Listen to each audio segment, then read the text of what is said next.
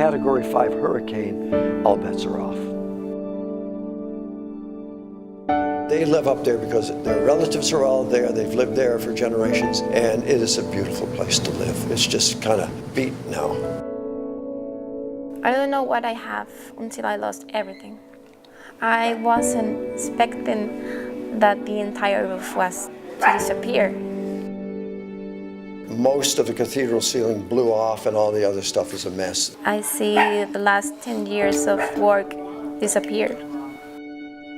The building trades and the CDC are going on this trip to go rebuild. When I heard of the opportunity to be able to make any type of contribution, I jumped at it. And so when Maria hit in Puerto Rico, we just knew we had to get down here. And immediately I was like, yes, yeah, I'm going. But this is much more difficult than I thought it was going to be. And the inability of our government to affect any type of change. I hope we get to the other houses. Helping pave the way, hopefully, for other groups to not run into the same problems that we have. We're getting the chance to help people that don't have anything, that need help. I couldn't be prouder.